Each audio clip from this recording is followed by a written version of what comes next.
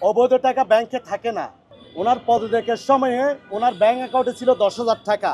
এখনও শেষ 6-7 মাস পরেও 10,000 টাকা এখনও আছে, কিন্তু উনি বেরি রুটে থাকে, ওনার পিএস আছে এখন পর্যন্ত, উনি দামি গাড়িতে চড়ে এবং বডিগার্ড রাখে। তাহলে এই 10,000 টাকা এখনও শেষ হয় না।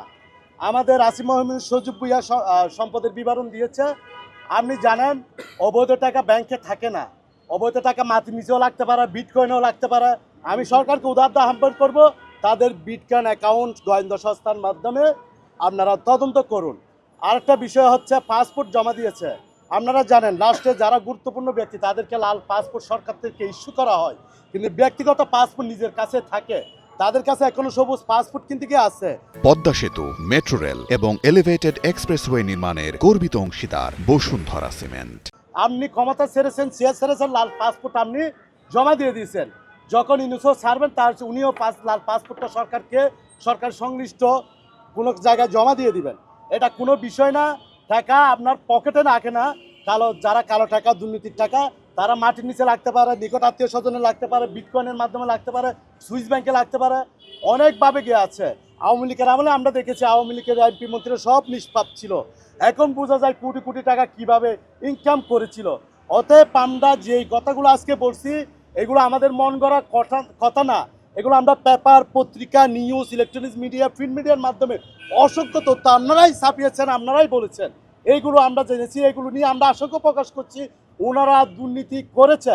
ইতিমধ্যে আসিফ মাহমুদ সজীব ভুইয়ার নামে একটা কথা হচ্ছে প্রচলিত আছে সচিবালয়ে, তাকে মিস্টার 10% উপদেষ্টা বলা হয়। কারণ হচ্ছে সে 10% কমিশন ছাড়া কোনো কাজ করে না। এটা সচিবালয়ে প্রধান উপদেষ্টার কার্যালয় থেকে শুরু করে সচিবালয়ের পিন পর্যন্ত জানে উনি মিস্টার 10% উপদেষ্টা। অতএব সরকার সেটা তদন্ত করুক, দুর্নীতি দমন কমিশন তদন্ত করুক, যতটুকু তথ্য লাগে, যতটুকু তথ্য উপত্যা লাগে আমরা সহযোগিতা করব। যদি সরকার না করে, দুদক না করে, আমরা আগেও বলেছি আমরা প্রেস ক্লাবের সামনে জনতার আদালত বসিয়ে এই দুর্নীতি আমরা প্রমাণ করব। নির্বাচন করতে অনেক টাকা লাগে, 10-20 কোটি টাকা লাগে। আমি একটু আগে বলেছি উনি 10% কমিশন উপদেষ্টা ছিল। ওনাদের সবচেয়ে এই সরকারের আমলে সবচেয়ে দুর্নীতি, তদবির, ঘুষ যার নামে অভিযোগ আছে সেটা হচ্ছে আসিফ মাহমুদ সজীব ভুইয়া।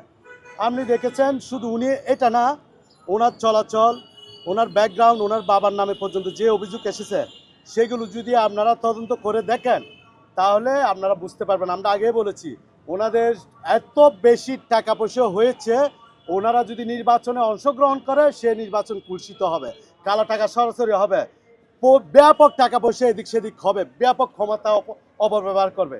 এই জন্য আমরা সরকারকে নির্বাচনকে কুৎসিত মুক্ত রাখার জন্য, সুষ্ঠু নির্বাচনের সাথে লেভেল প্লেইং ফিল্ড ঠিকঠাক রাখার জন্য আমরা অনুরোধ করবো এই দুই উপদেষ্টা এবং এই সরকার সংশ্লিষ্ট যারা উপদেষ্টা আছে তারা যেন আগামী নির্বাচনে অংশগ্রহণ না করে, পরের নির্বাচনে তারা ফিউর হয়ে আসুক, তাদের নামে যে দুর্নীতি হয়েছে, বিভিন্ন অভিযোগ এসেছে সেটা তারা খণ্ডন করুক। তারা যদি ফিউর হয় আমরা তাদেরকে সবসময় ওয়েলকাম জানাবো। ঝামেলা নাই, আমাদের ঝামেলা হচ্ছে আমরা 2018 থেকে কোটা সংস্কার আন্দোলনের মাধ্যমে রক্ত দিয়েছি, শ্রম দিয়েছি, গাম দিয়েছি। আমরা জানেন এই কোটা সংস্কার আন্দোলনের প্রেক্ষাপট আমরাই তৈরি করেছি। আমাদের অসংখ্য নেতাকর্মী আহত হয়েছে, গত 8 বছরে অনেক জেল জুলুম খেটেছে এবং জুলাই গণ অভ্যুত্থান যেটা হয়েছে প্রত্যেক জায়গায় একমাত্র রাজনৈতিক দল গণ অধিকার পরিষদ ঘোষণা দিয়ে রাজপথে ছিল। তারা যদি এই রক্তের সাথে, আমরা বারবার বলেছি এই রক্ত দিয়েছি একটা নতুন বাংলাদেশ করার জন্য। স্বাধীনতা 54 বছরে যারা দুর্নীতি এবং নিজেদের সাথে দলকে, দেশকে ব্যবহার করছে, ক্ষমতাকে ব্যবহার করছে যাতে সেটা না হয়, কিন্তু আমরা বারবার দেখেছি, হতাশ হয়েছি। 5 আগস্ট পরবর্তী অনেক স্বপ্ন আশা নিয়ে আমরা জুলাই গণ অভ্যুত্থান করেছি, সরকার গিয়েছে, আশা আকাঙ্ক্ষার অনেক উপরে ছিল, কিন্তু তাদের আচার আচরণ, তাদের পুরো দেশকে যে অবস্থা নিয়ে গেছে এটা আবার ফিরিয়ে আনতে আমাদের আরও 20 বছর সময় লাগবে। অতএব দুর্নীতিবাজ আমাদের সাথে খারাপ মানুষ গণ অধিকার পরিষদের এখন পর্যন্ত নাই এবং আমরা থাকতেও দিব না।